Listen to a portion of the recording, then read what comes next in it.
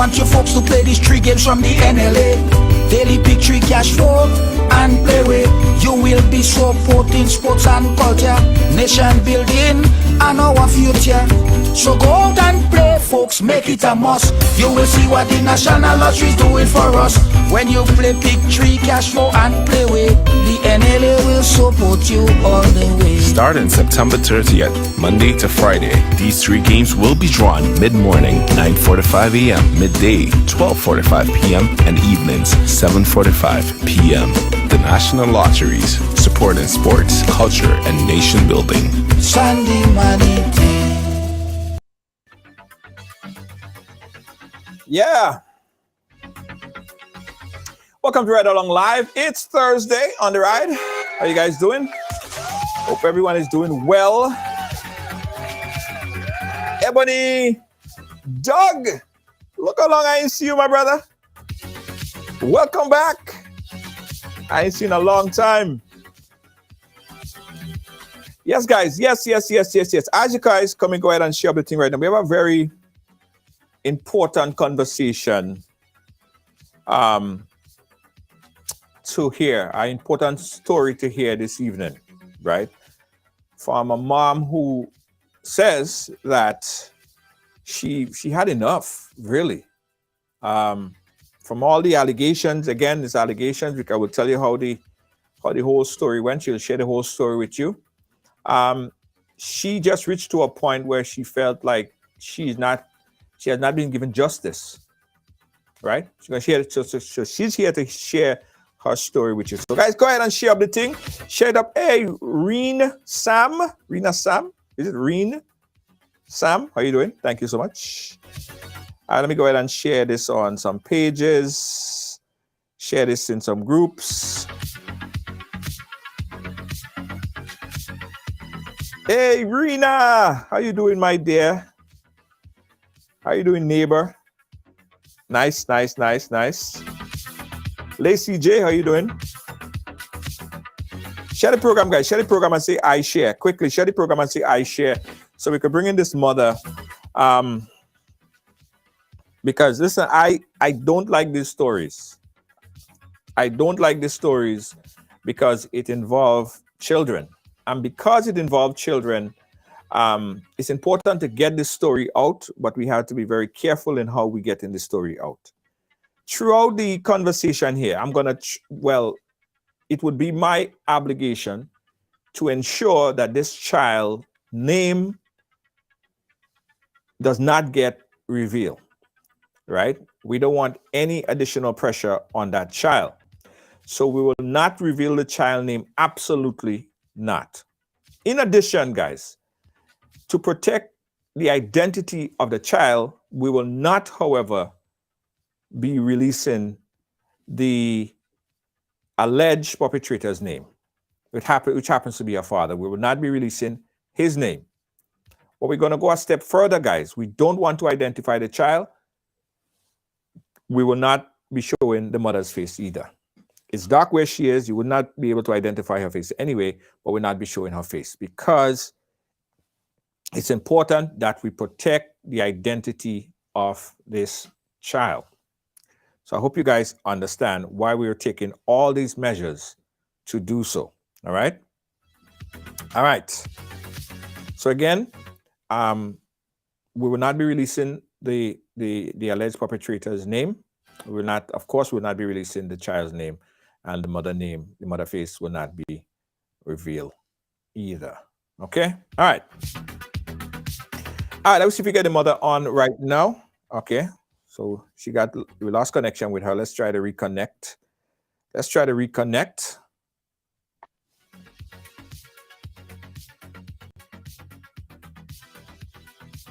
Mom, are you there?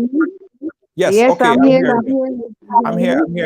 I'm hearing you. We'll just call you Veronica. That's it. Okay. Yeah. Okay, Veronica, welcome to the ride. Thank you so much. I mean, you contacted us, and I think it was very important that we bring you on because we were seeing a lot of these types of allegations, especially affecting children. And it's important because I do believe that parents have to be on heightened alert But sometimes parents, we as parents, we tend to look outside of the circle where these type of abuse allegedly might come from, when in fact it is coming from within, right? So this story basically would put parents on high alert to be to develop that kind of communication with your child, that they could talk to you about instances and things, right? So this is very important, and I'm happy you decided to come on to share your story here with us. So, Mom, Veronica, where do we start? Where do we start? Tell us the story. We're here to listen. Again, as I repeat, I told you off air, to protect the identity of the child, we will not be releasing the father's name. All right. We do not want his name to be revealed because we do not want to identify the child. So go ahead, Mom. Yeah. What happened? Yes. Good night, live. Good night, everyone. I'm here frustrated, hot.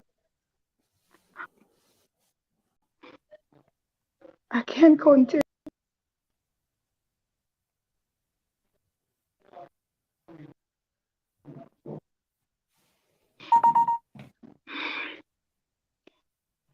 It was last year. All right, Mom. Hold on one second. Hold on one second. Mom, hold on one second. Mom, hold on one quick second. Dad. Mom, hold on one quick second. Hold on one quick second. I'm having problems hearing you properly. I'm going to call you on WhatsApp and pull you in on the audio on WhatsApp. Okay? Stand by. I'll call you on WhatsApp right now. Okay. We want to hear her story. Very sad story here. Again. So let me just call her on WhatsApp so she could share her story through the WhatsApp. Stand by.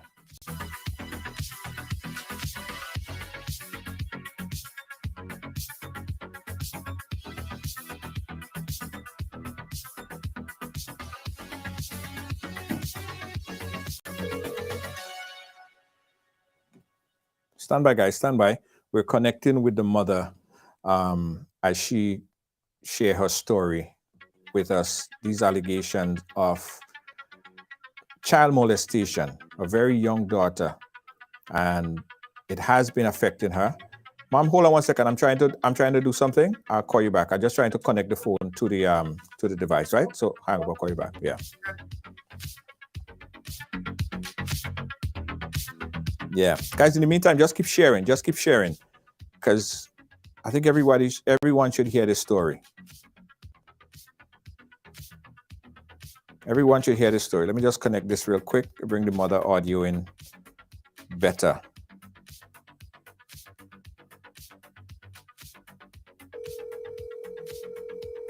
All right, stand by, everyone, Let me fix this right here. Yeah, guys, in the meantime, just keep sharing while we connect with her. We'll get her story. And her audio was cracking up a little bit earlier. She was having some bad internet connection. And I want the story to be out as clear as possible.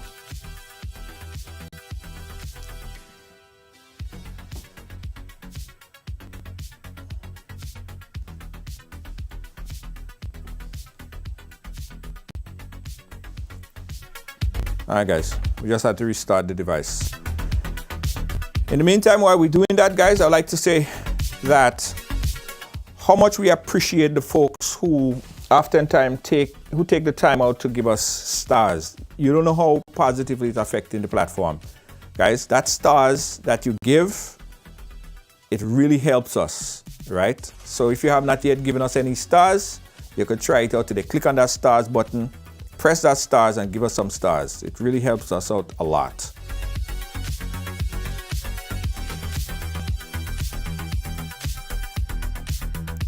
All right, let me make this attempt now.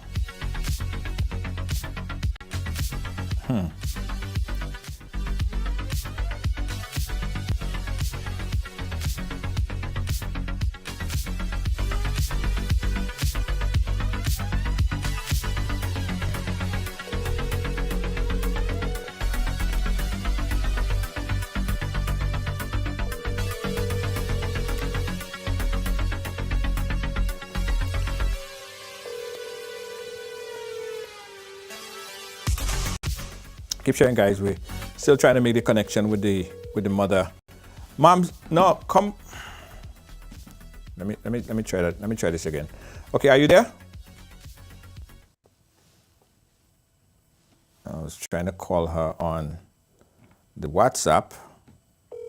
That's what we was trying to do. Let's see. Guys, we're getting it. We're getting it. We're getting it. We're getting it there. Connecting to the mother is important. That we get the audio coming through as clear as possible.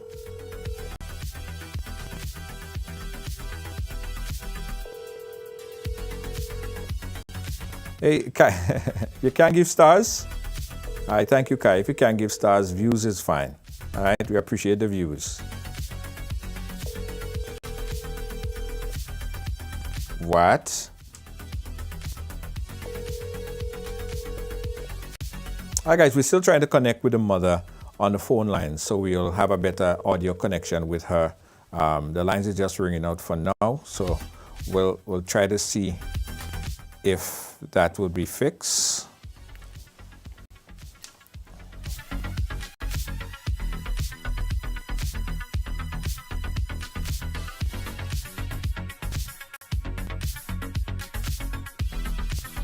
Yeah, should be fine. Okay, the mother is calling back. Let's see. All right. Okay, so we'll have to do it. We'll have to do it this way. Hold on 1 second. Let me get this sorted out right here, moms. Because I even tried the data and the data still dropping. Yeah. No problem.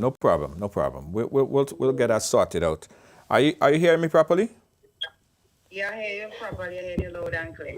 All right. I just want to get that microphone because we have to do a different kind of setup here because it's important that we get your story out. All right, mom. So go ahead. Start from the beginning. What happened?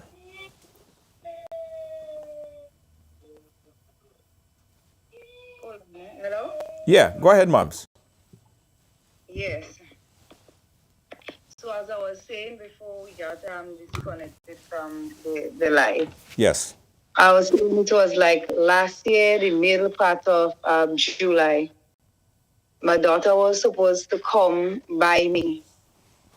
And after speaking to her on a video call, I noticed every time, while she was by her father, I noticed every time that I call her, whether audio or video, her father always telling her to put the phone and speaker so he could hear, and he always did.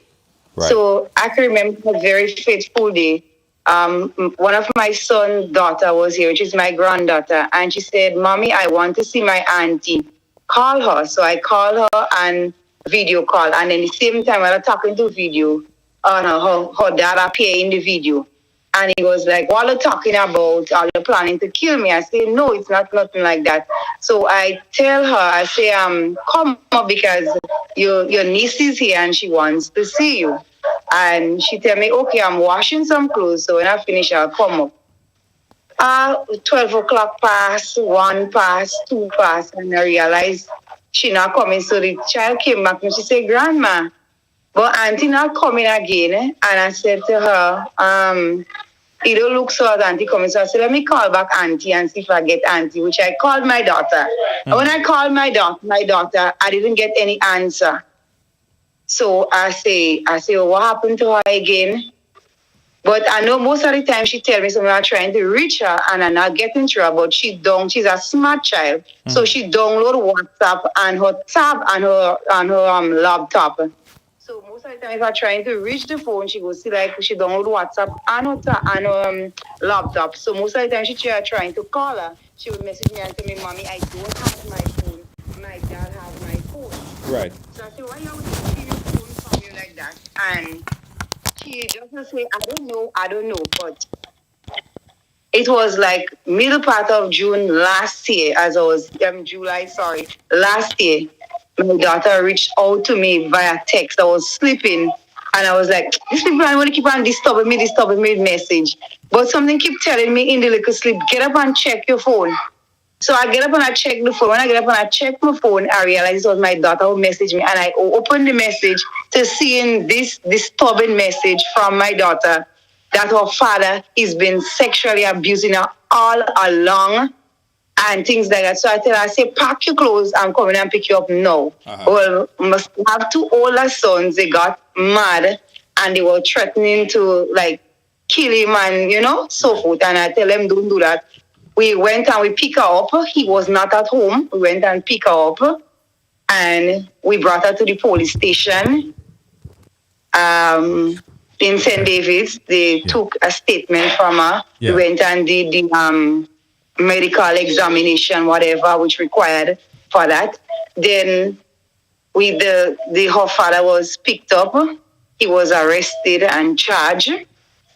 And 2 accounts, the officer who was in charge of the case, tell me he was charged on 2 accounts of sexual assault. Well, they gave us the court date, which was the first hearing was last year, the 1st of November. Well, we went to the court. He came, he didn't say anything. He said he had a lawyer, and his lawyer was not present at court. Well, the magistrate... Back up one bit, right? How old was the child at that time? She was 16 years at that time. She was like 13, 14, 15, around like 14 years she went to stay with her dad. Well, it's not really stay with her. He was supposed to just keep her there for she to go to school early because where I'm staying, we have a water problem. And I asked him to let her stay there.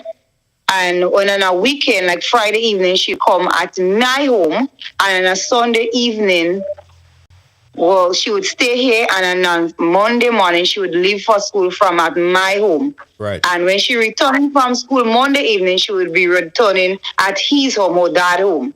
Right. So it was joint parenting. Every time I try to get the child, like during holiday time or on a weekend, there's always a problem. He don't want to come. He changes her number. He didn't want to get in contact with me. He changed her number.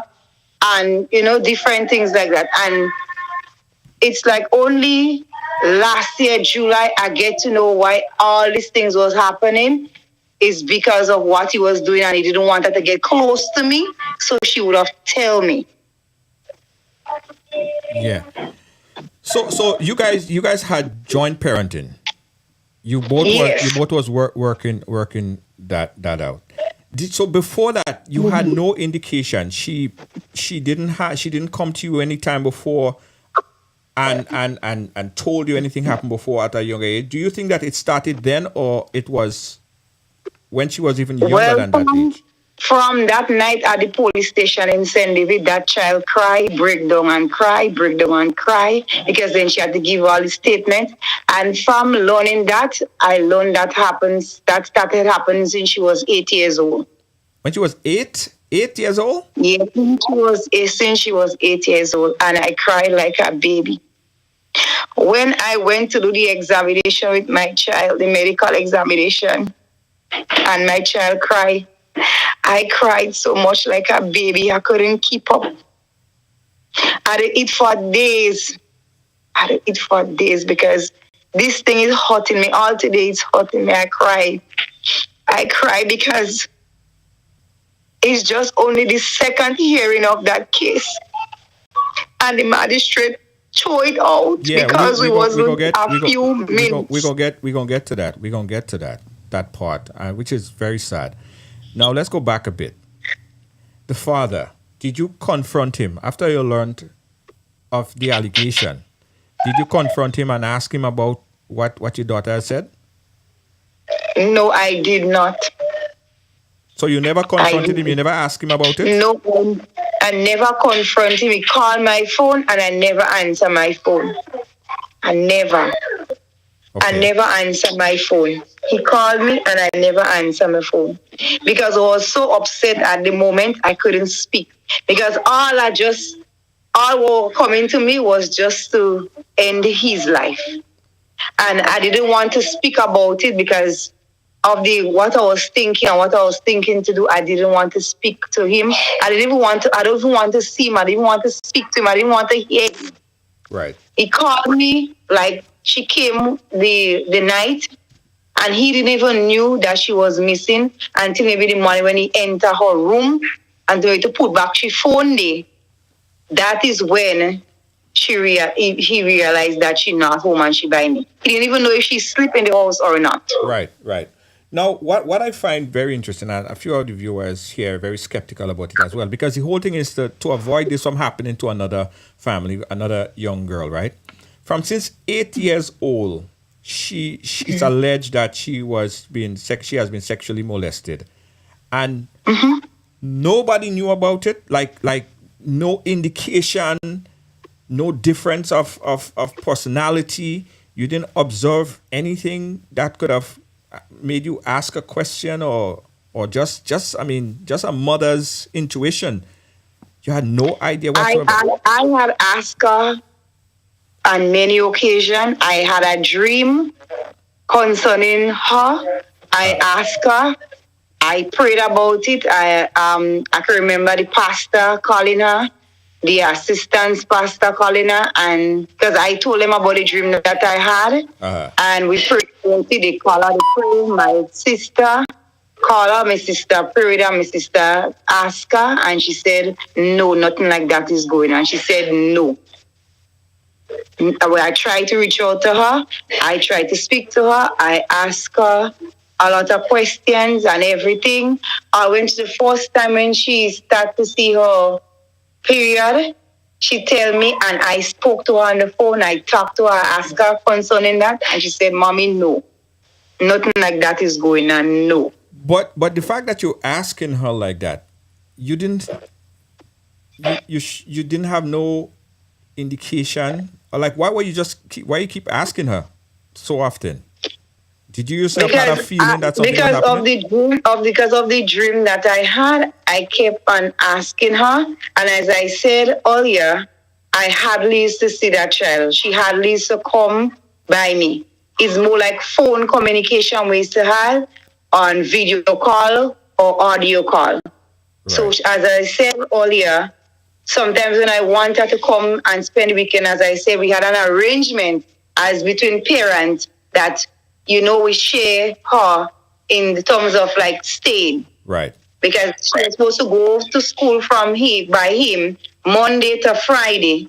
And she will be here with me Friday evening, Saturday, Sunday, and Monday morning she goes to school, and then she go back Monday evening by his house. But that didn't work out. He just take her wholly and solely. Right. And telling me that I can take care of her, and you always see, because after COVID, there were some schools that had children going to school every day, which she used to go to a particular school in St. George's. I don't want to mention the school name. Yes. And that school used to have all the students at school after COVID. There was like only like some schools used to have like 2 children, 4 children, like they have from 1 and 2 certain days, from 3 and 4 certain days, and so like that. So I have 2 other kids who go to school in GBSS, and they would go to school like the one was in Form 5 and one was in Form 4. But the Form 5 one is to go like every day, but the one who was in Form 3 at the time, used to go like sometimes like this week they might have Monday, Wednesday, and Friday. Next week they will have Tuesday and Thursday. Right. So sometimes he would pass, and because we're not staying too far from each other or that. Okay. So sometimes he would pass and he would see my kids home, and he would telling me that, I can take care of them children. Me always see my children and them home. When she was by me, she used to go to school. So I said that wasn't the arrangement that we had made with each other. Yeah. I said she was supposed to stay there for a certain amount of days, and then she come on holiday. She spend the whole holiday with me. But since she go to live by him with that arrangement, she never spend a holiday with me. Right. All the Easter holiday, the August holiday, Christmas holiday, she spend it by him. Let me ask you another question, Mom. We're not interrogating you. I just want to just get the information to get some clarity on it. So from the time the child was 8 years old, who used to bathe the child? I used to bathe the child. Did you notice anything abnormally different? Or, if he's having penetration. Well, yeah, I don't want to say it because it Well, involves a okay, child. the 8 year old, what I learned is there wasn't any penetration at that time. It was oral. Okay. Okay. Yes, so at 8 years, the harassment started, but it wasn't a penetration at that time. It was just like a oral. That's what you learned. That's what you learned after. That's what I learned from her. Okay. Because I said to her, so all this time this going on and they never tell me anything. She said he threatened her. He tell her, don't tell me anything or otherwise look what he's going to do. And look what he's going to do. And she said that's the reason why she didn't tell me it was going on that time. Because that sense when it started, when she was 8 years old, he started to do that to her, but it wasn't a penetration. It was just like a oral something. Okay. So when you went, when you got the police involved, and they were able to make an arrest, what? Tell me about the test that they did to make the arrest now, because not just the allegation, there was actual facts. They did a examination on her to see if that she's still a virgin. Well, so, and they learned that she wasn't, it was already gone. Oh. Yeah. So she did medical tests and they did verify. Now they arrested him. What was the charges that they arrested him? And charging that was laid against him, it was 2 counts of sexual thing on her. 2 accounts. Okay. I can't remember. I wonder if it was $20,000 or 50 or something that I can't remember. Yeah. Okay. All right. I can't remember exactly the amount, but he was charged on that amount. Right. Let me just update everyone on. I can't remember the exact. Yeah. No, I understand. Hold on 1 second, Mom. Let me just update everyone on where we are right now. We were learning from the mom, and the allegation is that at 8 years old, when she was 8 years old, her daughter was allegedly being molested by her own father. They had joint parenting. She would stay by the father for a period of time, and she would stay by the mother for a period of time.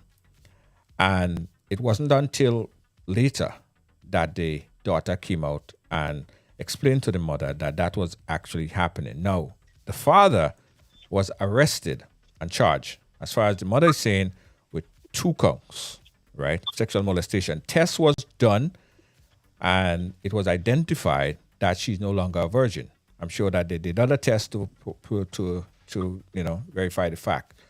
Anyway, he went to court, right? Procedures went through, and the process of finding out all the facts, he went to court and was represented. Tell us about the court now. Now in court, I know it's a closed proceeding because it's a minor. It relates to a minor. It's a closed proceeding. What evidence was released in court? Well, the last year, the 1st of November was the first official hearing. Note that happened. This was thing since in July of last year, 2021. Right. 2022, sorry, we're in 2023.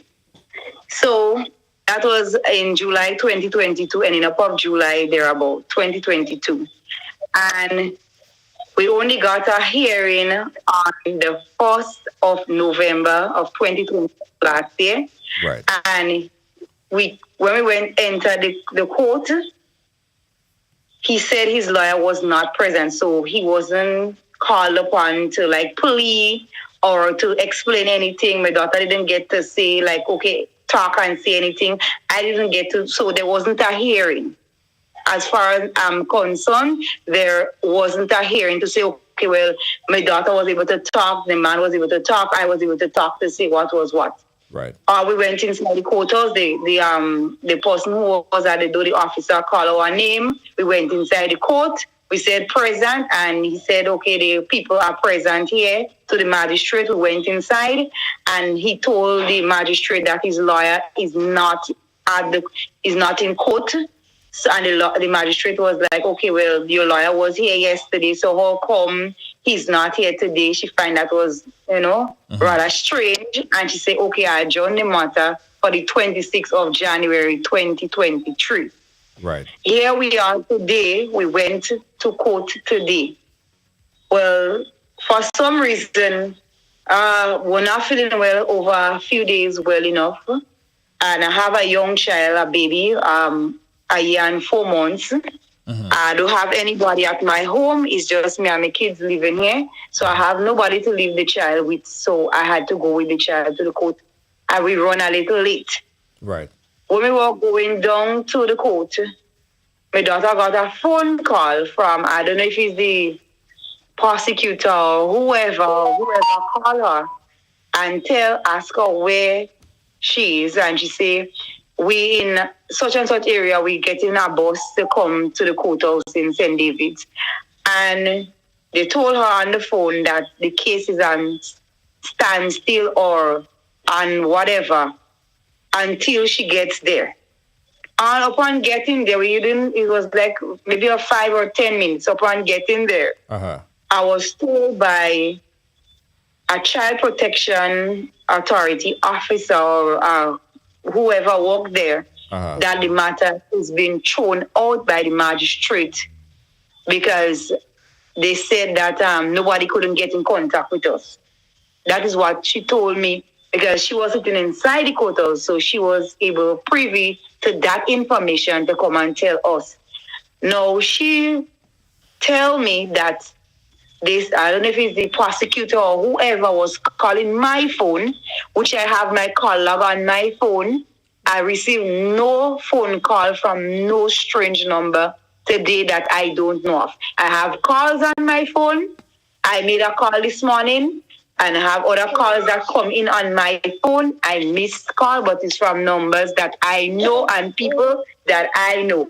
I didn't miss no phone call from no strange number to say, okay, well, I had a strange call from a strange number, so let me return the phone call.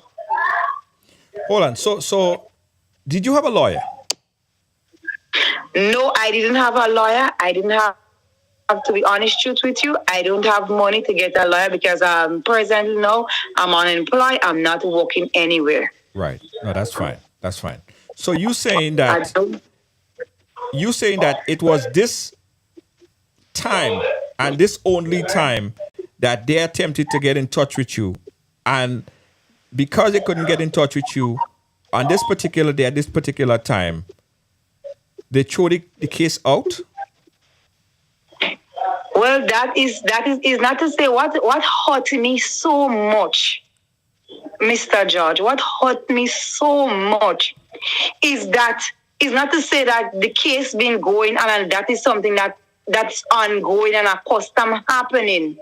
If that was the case and the magistrate threw out the case, I could have said, okay, she had cause for doing that. But this is the second time, or you could say the first time, that the man lawyer was present at the court and there was going to be a hearing and the magistrate threw it out.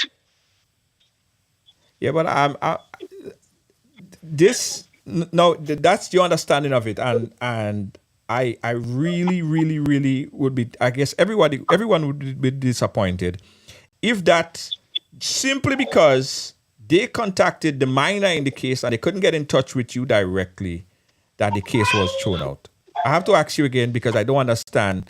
If that is the case, I don't understand the how this could happen. That is what I'm wondering because this is like the second hearing, as I told you a while ago, the 4th of November last year was the first time we went to court with that case. And the magistrate, this very said magistrate who was present today at the court, she was the one who was there last November the 1st. And she said to him, this is a sensitive matter. I don't want to take him. She gave him some documents. I don't know what documents to give to his lawyer. She tell him, I don't want you to go in about showing people or telling anybody about it because it's a sensitive nature and our child is involved. So take the documents and bring straight to your lawyer. Yes. And which he did. So his lawyer did show up today. But as I said, we was a few minutes late to court because I have a child, a little baby, and plus a 6-year-old one who is not feeling well to go to the court with. And that kind of hinder us in getting there on time. Yes. We was a few minutes late to court. But court went on until after 1 minute to 1 today. So I don't understand what's going on. And what I'm saying is not to say like that is something that, okay, like every time the case call, we late or we're not showing up. Right. Then I could have seen the magistrate have cause to throw it off. Because, I mean, if you have a case and then you bring up somebody in a courthouse and then every time you go to the case, the person not showing up, the defendant is there, but the complainant is not there. Then I could see the magistrate saying, okay, well, you know what? That case come to me about 6 or 7 times already, and the complainant not coming, the defendant always showing up, and the complainant not coming. So, let's show off that. Right. Because it doesn't seem like the complainant is interested in pursuing the matter anymore. Right. Did they provide anything to you in writing? No, they did not. I don't get a summon to attend court. I wasn't reminded there of the court date today. I was just told by word of mouth last year, the 1st of November. Word of mouth in the courthouse. The magistrate said to us, the matter is adjourned to the 26th of January. No, I didn't even remember today was the thing. It's when my daughter wake up this morning. As I said, I had a rough night last night because I said I have a young baby. Right. Well, not baby, a toddler. He was up partly majority of the night. He was not feeling too well. I had to be up with him. Maybe he go back to bed maybe around about after 3 minutes to 4 thereabout. So I overslept. So when I got up around about minutes to 7, I asked one of my son what time it was. He told me 2 minutes to 7. I got off of the bed, go make some tea for my son, try to organize and, get things and to get out. So we end up living here maybe around about minutes to a little after 9. Time we walk down the road to get a bus, take a little while, and then we went reach across our minutes to 10. But court was going on still. Right. And for some reason, the magistrate just threw off the court without even hearing anything from us. And he was telling me that I can appeal it. She ruling is final.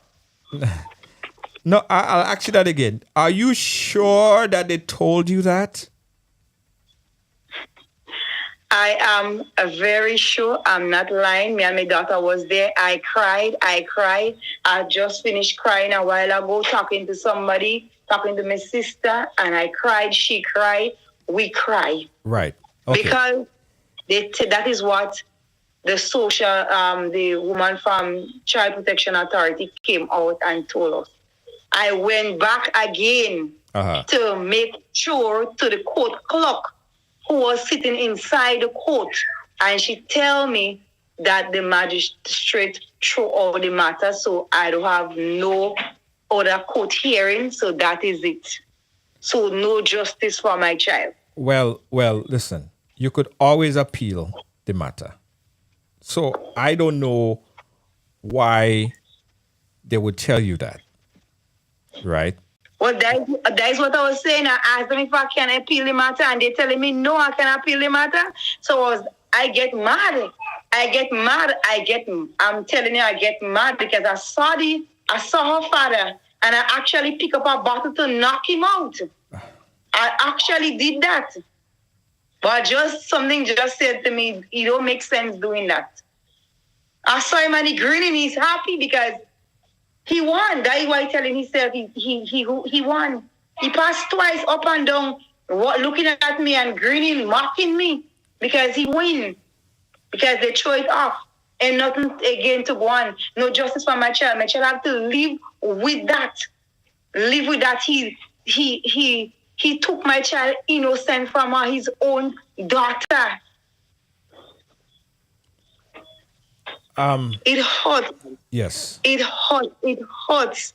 It hurts. It deeply hurts me. So I want to get it because to follow up on this for you, I would also call one of my lawyer friend to find out.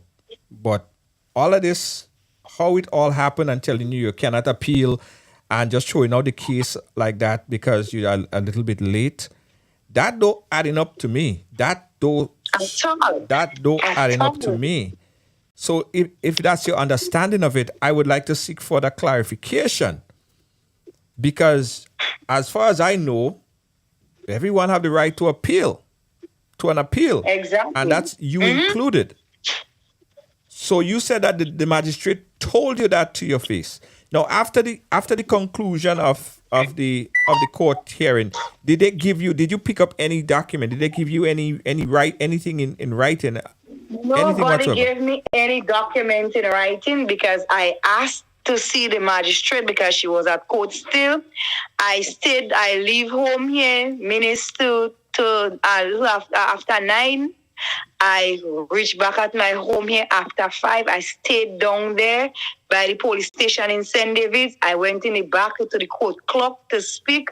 I asked her if I could see the magistrate. She asked me in what connection. I say, look, we had a hearing matter this morning, and look at how it was thrown off. The court clock tell me, yes, it was thrown off. I asked to speak to the magistrate, and they tell me I cannot speak to her. That is what they said to me. I cannot speak to her on that matter. Because I don't have an adjournment because the case is thrown off. Is it possible that anybody said anything to you in the effect, there are some new evidence that surface and the information is not consistent?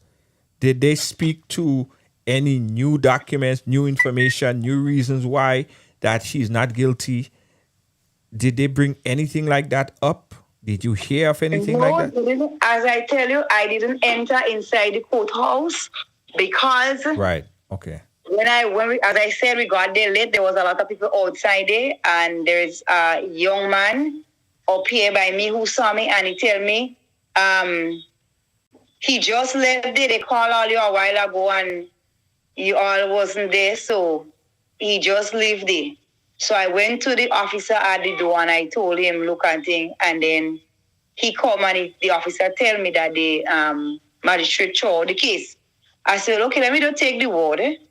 Right. I don't know if he speak to a I was saying the social worker, somebody from the Child Protection Authority. She came out and speak to us right in front of the police station by the courthouse, and she tell us that the prosecutor or whoever pleaded with the magistrate to hold on because they say we were waiting for our bus, we're gonna come.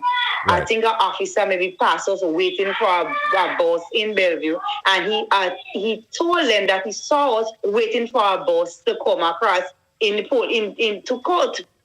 So that I say like they was not aware that we were coming. They knew that we were coming and we was late. Right. So my daughter tell me that I don't know who. Just hold on a minute, Anika. Yeah. Right. 1 minute. Guys, the she they reach out to her. Who is that? Your daughter? Don't put your daughter on, you know. Hello. No, don't put your daughter on. Right along live, guys.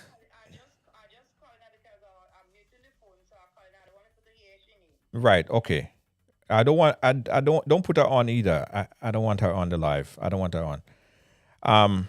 Guys, now this she could appeal, and after the live, I'm going to connect with a lawyer so we could look deeper into this here right now. It's kind of puzzling because she's claiming, as far as what she understood, the case was thrown out because they got there late, right? I don't know. There's a lot more that we need to look into this. Are you back? Hello? Hello? Yes, I'm here. You hearing me? Yeah, I'm hearing you. How is your daughter handling all of this? How is she handling all of this? Well, my daughter was very disturbed and still disturbed about that because I could remember she used to just like leave the house and would walk out just straight. And you know, I would have to keep my eyes on her. Even she going, right about now she's in college, and even going to college was very difficult for her financially because, well, since that he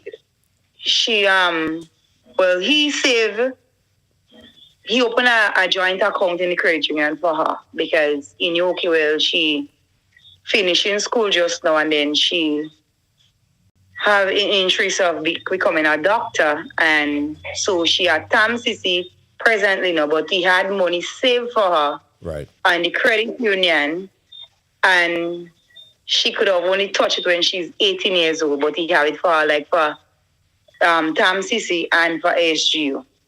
Well, since that she made that, and then he had known that she had come to me and tell me that, he went and took out all the money. And he's, it alleged to me when somebody he was talking to, he say he want to see how she go to college and how she going to go to SGU. But he didn't say that to you. He didn't say that to you. That's allegations, right? That's allegations. That's allegation. He never tell me that to my face, but that is what somebody tell me he said to them. Right. In that essence. Right. What I'm mostly concerned about is the well-being of the child, the well-being of your daughter at this point in time. Has she been given any kind of counseling, any kind of assistance at this point? No. Nobody, no assistance for the child, no counseling, nothing. Because as I said, I'm a single mom here, me and my kids. I'm not working. All what I do at home, I haven't said I had a young baby. And what I do at home is just sell some cane juice and beet juice, carrot, sorrel, tamarind, and whatever. And that is what gives me a little income. And on a daily basis, on a monthly basis, I have to spend over like $300 or $400 in just bus and food here for my kids without no assistance from nobody. Right. Okay. And it's very, very difficult for my kids. There are times when the day come about, so I just only sell one juice, $5 alone. That can help me. Right. All right. So here's what we're going to do. Right. I am going to speak to a lawyer. Forget about anyone telling you that you cannot appeal this case. You could appeal this case, right? And you should. Right? I'm also going to look deeper into this and get further clarification because a lot of things don't really sound too right there.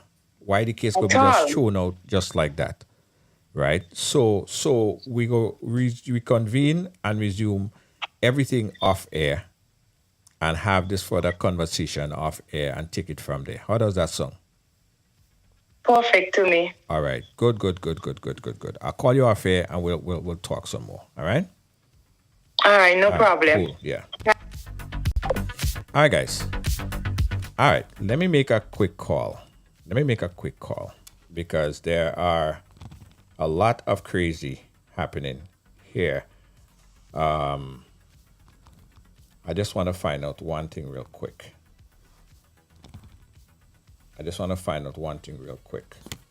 Stand by.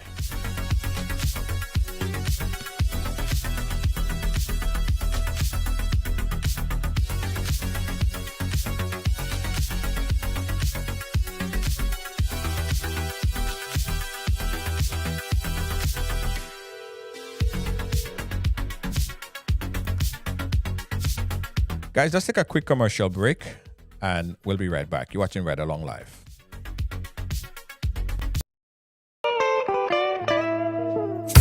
I want you folks to play these 3 games from the NLA. Daily Pick 3 cash flow and play with. You will be supporting sports and culture, nation building and our future.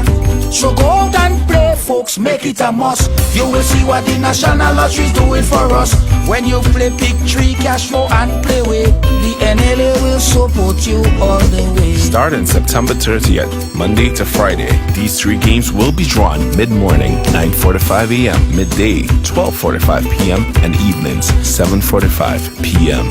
The National Lotteries, supporting sports, culture, and nation building. Sandy Money.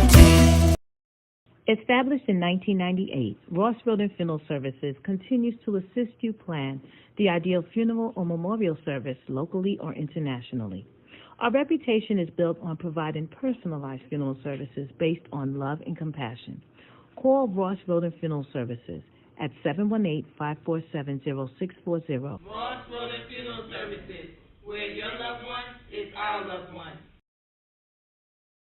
Carpentry and Cleaning Service Inc., providing exceptional carpet and cleaning, floor installation, refinishing, home renovations, drywall, painting, plastering, doors and moldings, electrical and plumbing, and much more. We are a one-stop shop for all your professional needs. Give us a call today on 718-221-5572. That is 718-221-5572. Or you can call our cell on 917-939-3192. Check out our sales on all services. We're located at 218 Schenectady Avenue, Brooklyn, New York. Phillips Carpentry and Cleaning Service Inc.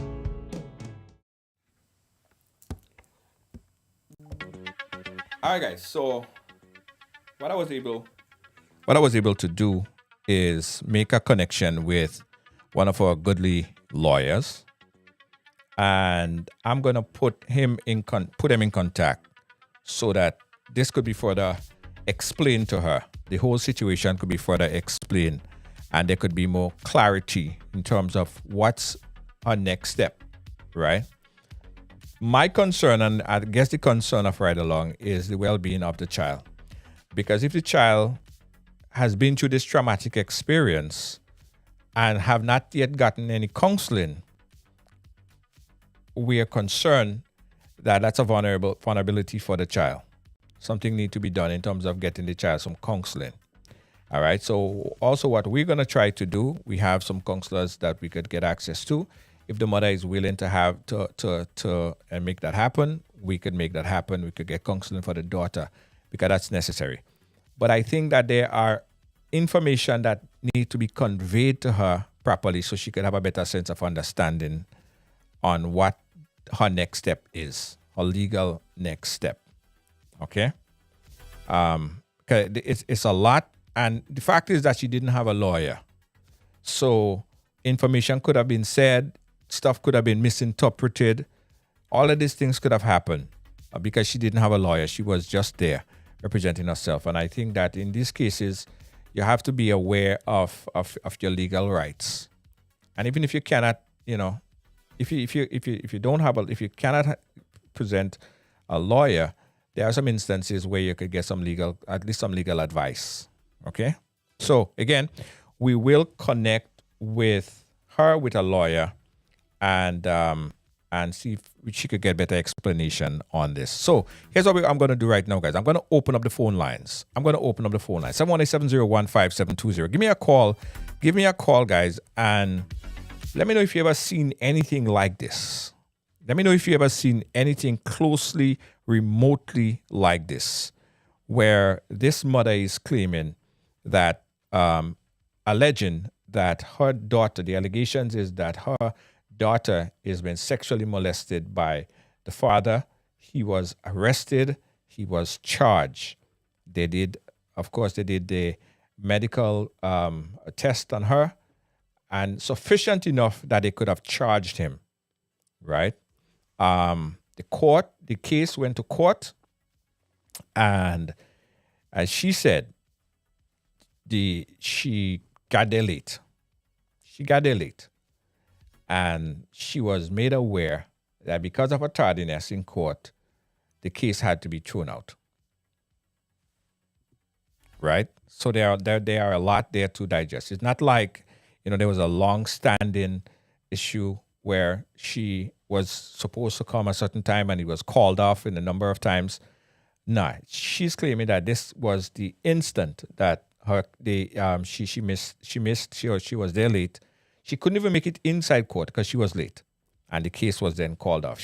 Her claim is that she was also told that she cannot appeal this particular matter.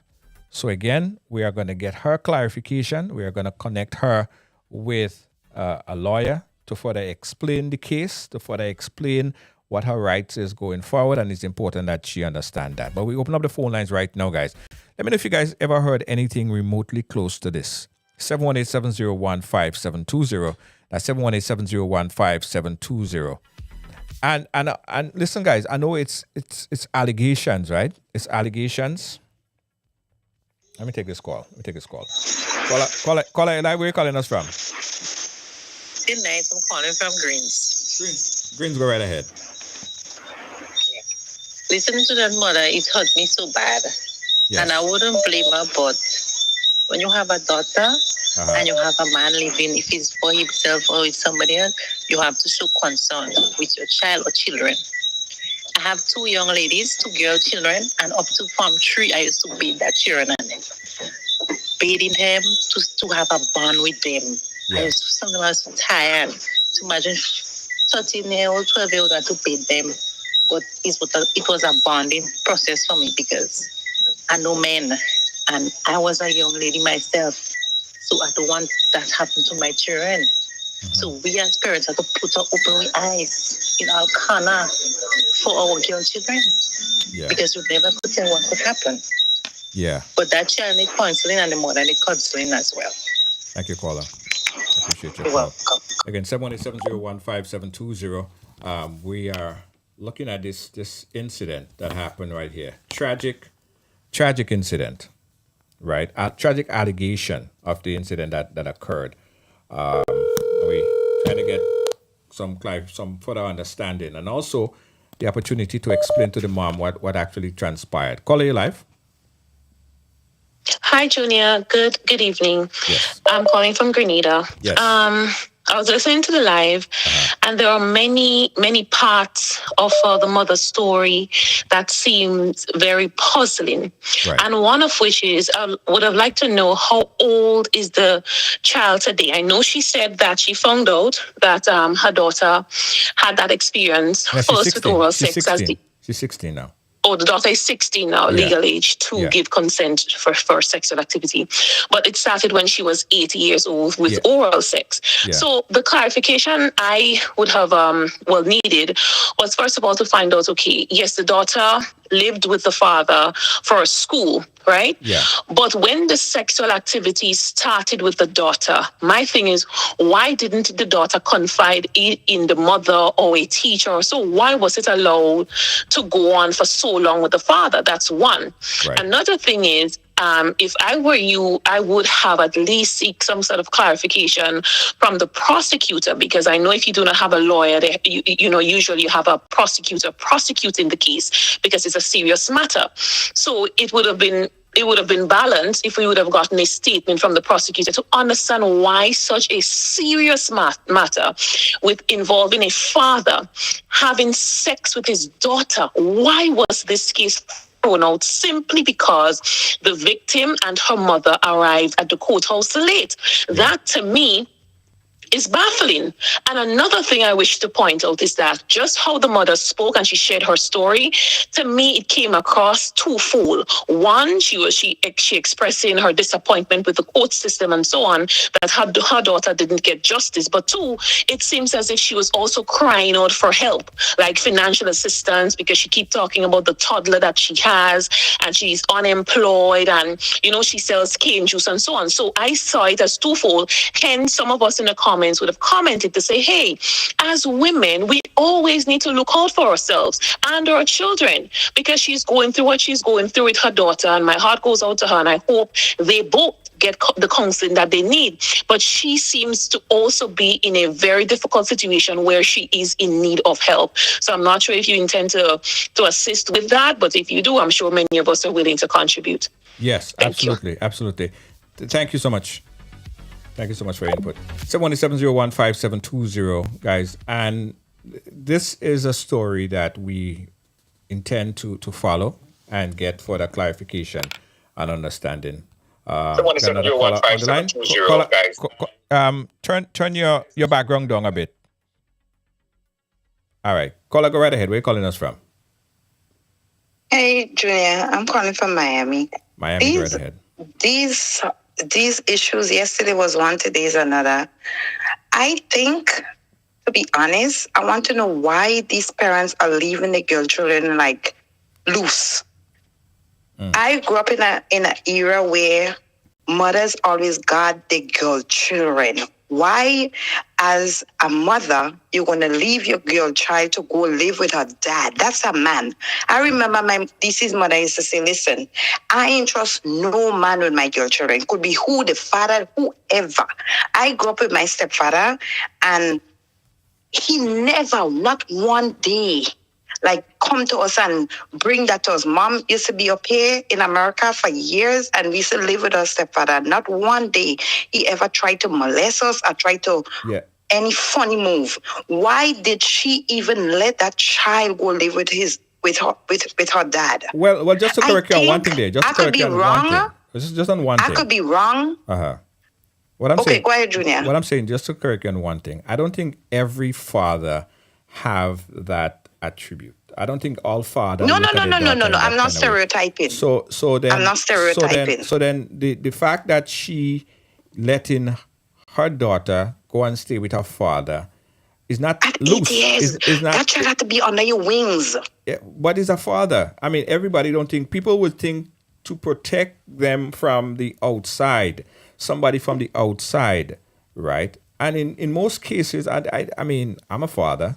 I have a daughter, right? And I know a lot of my family members and friends who have daughters as well. And this was never the case. Not at all. So, but Junior, not all men are the same. Right. To be honest, I raised my girl child. I have a boy and a girl.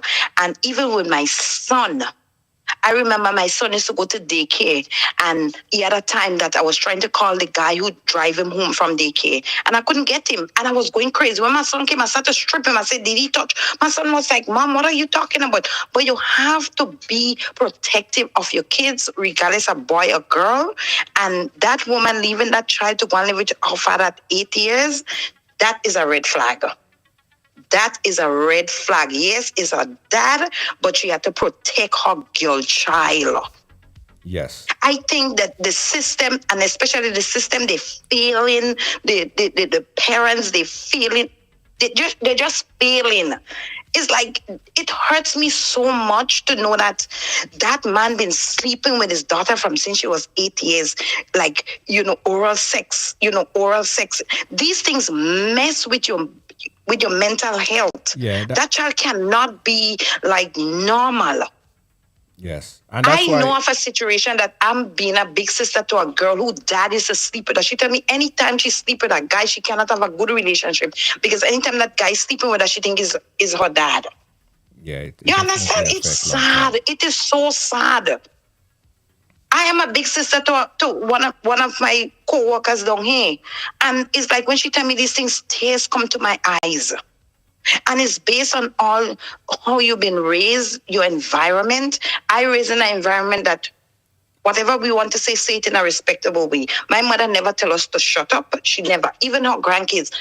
My kids and them will tell me straight up, listen, Mom, you're wrong and you're wrong. That's it. Mm-hmm.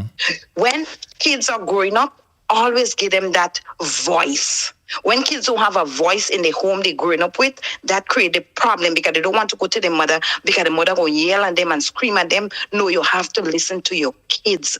Listen. Mm-hmm. I've been through hell and back with my son. You understand? I've been through hell with my son. And he's in the American Marines now, and trust me, he come to me and say, Mom, all what you told me was the truth. Yeah. You have to listen to your kids. Listen. Yeah, I agree. They might. You have some kids that are very quiet. They don't talk. I want to know why you're so quiet. I used to ask my son, if you're not talking, why you're not talking? Talk to me. What is the problem? Yeah. We don't see the signs and we bypass it. Right. That's Yeah, true. and we have to listen to our kids. We have to listen to them, listen to their voice, watch the action. Because kids have their own issues too. They go through mental health. They go through mental issues. They go through that. Yes. They don't have to pay bills, and then we go say to them, oh, you don't have no issue. You're not paying no bills. It's not all about the bills. We have to listen to our kids, watch the action, watch everything. I remember I used to go to my son's room when he's sleeping and dig up his school bag to see what's going on. Wow. I always searching. You always have to be searching with your kids. We have to wrap up that segment here, but all in all, I think it's important. One thing that's important that you said, that parents should develop that communication between their children where they could come to them and talk about many things. Things affecting their life. So that's important. My kids are grown. My yeah. son will be 24 this year. My daughter will be 35. And trust me, they come to me. We talk as like three adults. Yeah. They don't hide nothing from me. You have to have that relationship with your kids that they could come to you and tell you anything. Yeah, absolutely. We gotta wrap it up here, but thanks for your input, all right? Thank you so much. No, I don't want mothers to get the idea and start looking at your husband or your boyfriend or the kid's father in that kind of way and feel that every man is a monster. That is not the case, right? I want to make it very blatantly clear. And it's sad when it's happened, and I think everyone should speak out about it. Men should speak out about it. And of course, everybody should put their voice against it. It is damaging for a child to go through some experience like that. They would reach 99 years old and they would never forget that experience. It affects their relationship. It affects their life. It's important that parents have good communication with their children. It's very, very important. If there is something, teach them about good touch, bad touch. Teach them about, you could always come to me. And oftentimes, girl children find it easier to speak to their mother about situations. And if there are instances where your girl child, you feel like she's not coming to you with certain things, you have to really try to build that bond. Your child should not be scared of you. Should not be scared of you. She shouldn't be scared to come and tell you things. You shouldn't create a wall between your kids and you, because then you have all these things happening where she feel like she can't talk to you about basic things. So it's important. So the moral of this, if there's any moral of this to be learned, is that build that relationship with your child, right? Now, as far as it relates to looking at this case further, I believe that there are a lot more inside of the final judgment that was made that need to be explained. So we have our producers that's going to work the lines as early as tomorrow, let's say tomorrow, and get clarification from the prosecutors, and we'll publish the findings and whatever information we could put out there right here, back on the ride along, so we could get that clarification on it. So the moral of this story is, for mothers, develop that open avenue of communication, that dialogue between your kids. So whenever something happens, you guys could talk about it. Nothing more beautiful than that. All right? But this is one that we're going to be looking at. This is one that we will be following up. This is one that we're going to be posting updates on in tomorrow and the days ahead. All right? Again, guys, thank you for watching. Thank you for being a part of our program in today. I got one update and notice, guys. Now, we did schedule to have a bingo game on Saturday, right? The next bingo game was scheduled for Saturday, but we are having some major problems with our payment portal. There are many of you who have tried to go in and purchase tickets over this past couple of days and realize that you got an error over and over. We are working with our credit card processing system. They have some errors in there that they're trying to fix, and we cannot even figure out what the hell is happening. So, based on the problems that we're having with our payment system, we will have to push back the bingo game that was initially scheduled for this Saturday. We'll publish the new date of the bingo as soon as we get the payment portal rectified. All right? We apologize for any inconveniences that it may cause as it relates to the bingo game that was initially scheduled for the 29th, this coming Saturday. All right? All right, guys. We'll be right back. Don't move. Grenada is on the road to 50, but this year we celebrate 49. Under the patronage of the Consular Office of Grenada in New York, the Grenada Independence Anniversary Committee New York invites you to celebrate Grenada's 49th anniversary of independence, January 27th to February 4th. Happy birthday, my dear Grenada. Our theme this year is the journey to 50, reflecting on the past, planning the future. We shall be graced with the presence of Grenada's Minister of Foreign Affairs, Trade and Export, Honorable Joseph Andel, Minister of Mobilization, Implementation and Transformation, Honorable Andy Williams, and Member of Parliament of Her Majesty's Opposition, Honorable Delma Thomas. The calendar of events rolls off on Friday, January 27th with a cultural evening from 7 p.m. at Our Lady of Refuge Hall in Brooklyn. Then Saturday, January 28th is the Independence Youth Fest from 11 a.m. to 4 p.m. again at Our Lady of Refuge Hall in Brooklyn. The ecumenical service is on Sunday, January 29th from 4 p.m. at St. Gabriel's Episcopal Church on Hawthorne Street. The 49th anniversary of Independence Gala, dinner, dance, and awards will come off on Saturday, February 4th from 9 p.m. at the Anthems in Queens. It's all about Grenada's 49th anniversary of independence. The journey to 50, reflecting on the past, planning the future.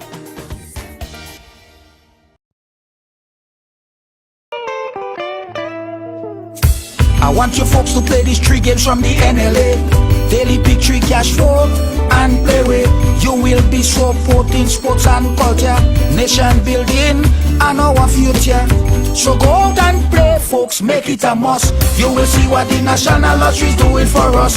When you play Pick 3 cash flow and play with, the NLA will support you all the way. Starting September 30th, Monday to Friday, these 3 games will be drawn mid-morning, 9:45 a.m., midday, 12:45 p.m., and evenings, 7:45 p.m. The National Lotteries, supporting sports, culture, and nation building. Sandy Manite. Again, guys, we thank you so much for watching. Thank you so much for supporting. Listen, I want you guys to lock this in. I want you guys to lock this in on your device right now. I want you guys to lock this in on your device right now. RidersRadio.com. Go into that right now. RidersRadio.com. Link it on right now, guys. And keep it, just keep it on the now. If you work in a store, if you in one of them stores, or you're in a building with friends, just put on Riders Radio from 7 o'clock. We have some nice giveaways throughout the day, all through the day. Music, fun, programming, and a whole lot more. So tune it on right now. Tonight we have some exciting programs and music lined up for you, so you could put this link in right now. 718-701-5720. That's 718-701-5720 is our number, but you could check out ridersradio.com right now and keep it locked on for the entire night.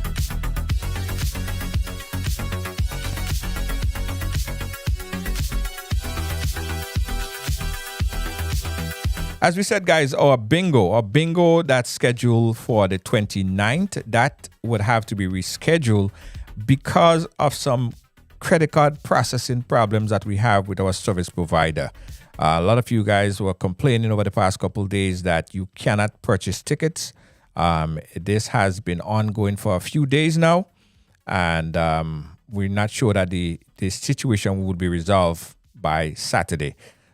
So we'll have to postpone the bingo that was scheduled for this coming Saturday. We'll give you a new update on a date as soon as the problem is rectified. Now, if you already have a ticket for the bingo, you could hold on to it, or if you would like a refund, you could get that too. Just let us know. If you already purchased your tickets and you would like a refund, you could get your refund. Or if you want to hold on to your ticket for the next game, that's fine. All right? Don't forget, guys, the gala award dinner and dance under the theme Journey to 50, reflecting on the past, planning for the future. That's going to be on the 4th. In New York would be Honorable Joseph Andel, Honorable Andy Williams, and our Honorable Delma Thomas. It's a gala dinner dance. It's going to be real vibes. Get your tickets right now. It's going to be real vibes, guys. Looking forward to see you guys there.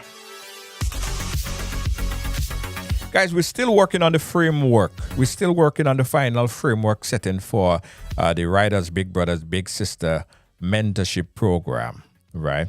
This is going to be assistance for young people in giving them other things, activities to expect and to be encouraged by, and also people, verified individuals in the community. Remember, this is a global program. Verified individuals in the community that could assist them in mentoring, whether it's they're looking to be a doctor, a lawyer. We have nurses on the program that we're vetting right now. We have people in the financial field, if that's what they want to get into. We'll give the youths an opportunity to be mentored by some of our verified program affiliates. It will be great for your kids. We'll give you more information on it. We're still working on the final framework. Stand by. That information will be sometime next week. Okay? Guys, on behalf of all our production team here at Ride Along Live, we say thank you so much. We appreciate you. And we love the stars, guys. Keep giving us that stars. We love the stars. It's really helping us out to keep things running here on Ride Along Live. We appreciate you so much.